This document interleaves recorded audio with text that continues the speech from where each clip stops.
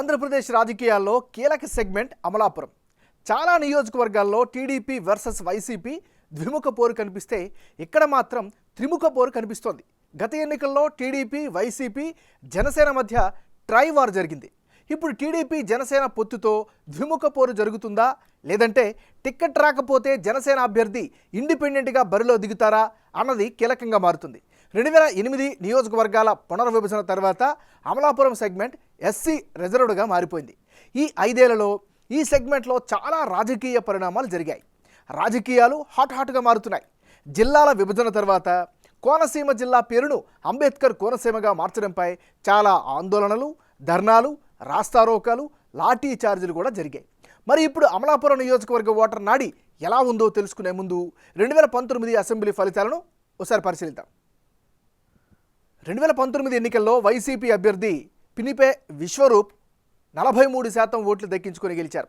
ఈ సెగ్మెంట్లో విశ్వరూప్ వ్యక్తిగత ఇమేజ్, జగన్ వేవ్ బాగా పనిచేసింది. అదే సమయంలో ఆనందరావు గతంలో ఎమ్మెల్యేగా ఉన్నప్పుడు చేసిన అభివృద్ధితో తెలుగుదేశం పార్టీకి 27% ఓట్లు తెచ్చిపెట్టింది. అలాగే గత ఎన్నికల్లో జనసేన నుంచి పోటీ చేసిన శెట్టి బత్తుల రాజాబాబు కూడా 27% ఓట్లు దక్కించుకుని నియోజకవర్గంలో బలమైన లీడర్గా గుర్తింపు సాధించారు. అప్పట్లో కాపులు, శెట్టి బలిజ కమ్యూనిటీలు రాజాబాబుకు చాలా ప్లస్ అయ్యారు. అలాగే Pawan Kalyan image, party wave కూడా జనసేన ఓట్ షేర్ పెరగడానికి కారణమైంది. మరి ఈసారి ఎన్నికల్లో అమలాపురం నియోజకవర్గంలో రాజకీయం ఎలా ఉండబోతోందో big TV exclusive detailed election survey చేసింది. ఆ అభిప్రాయాలను ఇప్పుడు పరిశీలిద్దాం. వైఎస్ఆర్ కాంగ్రెస్ పార్టీకి చెందినటువంటి నాయకుడు విశ్వరూప్. మరి విశ్వరూప్కు రానున్న ఎన్నికల్లో అనుకూలమైనటువంటి అంశాలు ఏమిటి పరిశీలిస్తే, అమలాపురం నియోజకవర్గంలో బలమైన నేతగా ఈయనైతే గుర్తింపు కనిపిస్తోంది. ఇది ఖచ్చితంగా పాజిటివ్ ఫ్యాక్టర్. మంత్రిగా పనిచేసినటువంటి అనుభవం ఖచ్చితంగా రాజకీయంగా కలిసి వచ్చే ఫ్యాక్టర్గా కూడా చెప్పుకోవచ్చు. మరోవైపు పార్టీ పరంగా చూస్తే వైఎస్ఆర్ కాంగ్రెస్ పార్టీకి చెందినటువంటి క్యాడర్ విశ్వరూపు పట్ల పూర్తి స్థాయిలో సంతృప్తిగా అయితే మాత్రం కనిపిస్తున్నారు. ఇది విశ్వరూపుకు ఉండేటటువంటి ప్లస్లు. మరి విశ్వరూపుకు ఉండేటటువంటి మైనస్ పాయింట్స్ ఏమిటి పరిశీలిస్తే, పబ్లిక్లో నెగిటివ్ ఇమేజ్ అయితే మాత్రం పెరుగుతూ వస్తుంది, ఇది కనిపిస్తోంది. ఇది ప్రధానమైన మైనస్. జనానికి అంత త్వరగా అందుబాటులో ఉండరు అనేటటువంటి అపవాదం అయితే ఈయన పట్ల నియోజకవర్గంలో వినిపిస్తోంది. మరీ ముఖ్యంగా కరోనా వంటి కీలకమైనటువంటి సమయంలో అంతగా సహాయాలు చేయలేదు అనేటటువంటి అభిప్రాయం కూడా సర్వేలో వ్యక్తమైంది.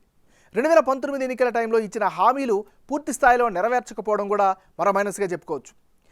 జిల్లాకు అంబేద్కర్ పేరు పెట్టడంపై జనంలో ఆగ్రహావేశాలు కూడా కనిపించాయి. మరి అమలాపురం మున్సిపాలిటీలో ట్రాఫిక్ సమస్యలు రోజు రోజుకు పెరుగుతున్నాయి, దాన్ని సరిగ్గా అడ్రస్ చేయలేకపోయారు అనేటువంటి అభిప్రాయం కూడా సర్వేలో కనిపిస్తోంది. సెగ్మెంట్లోని మండలాలు, గ్రామాలకు సరైనటువంటి కనెక్టివిటీ రోడ్లను వేయలేకపోయారు, ఆ ఇబ్బంది అయితే కనిపిస్తోంది. మరోవైపు డంప్ యార్డ్ లేకపోవడంతో రోడ్ల పక్కనే చెత్త ఎక్కడికక్కడ కనిపిస్తోంది.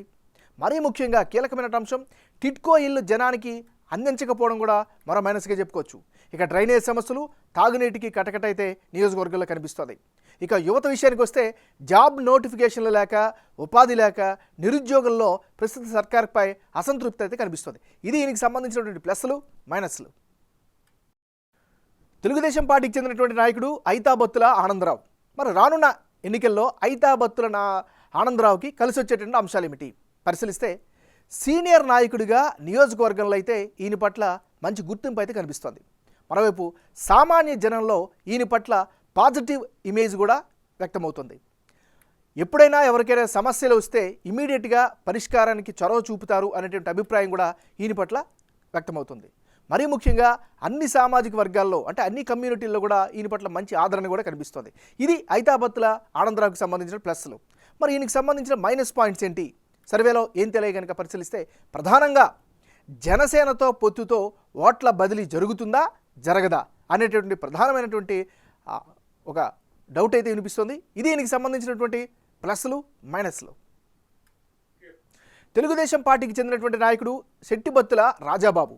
మరి రాజాబాబుకు రానున్న ఎన్నికల్లో అనుకూలమైనటువంటి అంశాలు ఏమిటి పరిశీలిస్తే, అమలాపురం నియోజకవర్గంలో కీలక నేతగా ఈయన కూడా మంచి గుర్తింపు అయితే కనిపిస్తోంది.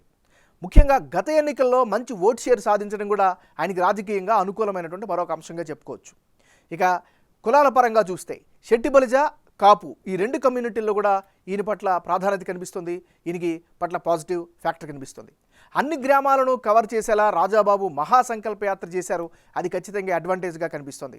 ఇక ప్రభుత్వ విధానాలను ఎప్పటికప్పుడు ఎక్కడికక్కడ ప్రశ్నిస్తూ వస్తున్నారు. దీంతో ప్రజలకు మమేకమయ్యారు. ఇది శెట్టిబత్తుల రాజాబాబుకి సంబంధించినటువంటి అనుకూల అంశాలు. మరి ఈయనకి సంబంధించిన మైనస్ పాయింట్స్ ఏంటి పరిశీలిస్తే, తెలుగుదేశం పార్టీ జనసేన అభ్యర్థులు విడివిడిగా ప్రచారాలు చేస్తూ ఉండడం ఒక కన్ఫ్యూజన్ అయితే క్రియేట్ అవుతుంది.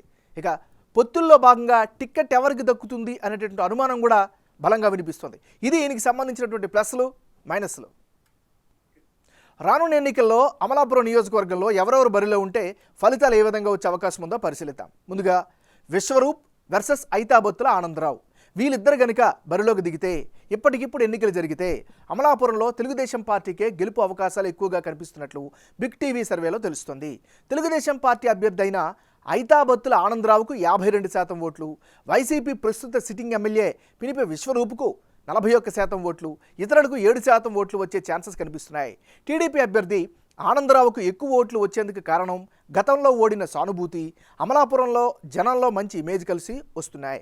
మరోవైపు కరోనా లాక్డౌన్ సమయంలో ఆయన అనేకమైనటువంటి సేవా కార్యక్రమాలు చేశారు, అవి ప్లస్ అవుతున్నాయి. 2014లో ఎమ్మెల్యేగా ఉన్నప్పుడు చేసిన అభివృద్ధి కార్యక్రమాలను జనం గుర్తుంచుకోవడం కీ ఫ్యాక్టర్ కాబోతోంది. టీడీపీ జనసేన పొత్తుతో కాపులు శెట్టిబలిజ సామాజిక వర్గాల ఓట్లు కూడా కలిసి వచ్చే అవకాశం ఉంది.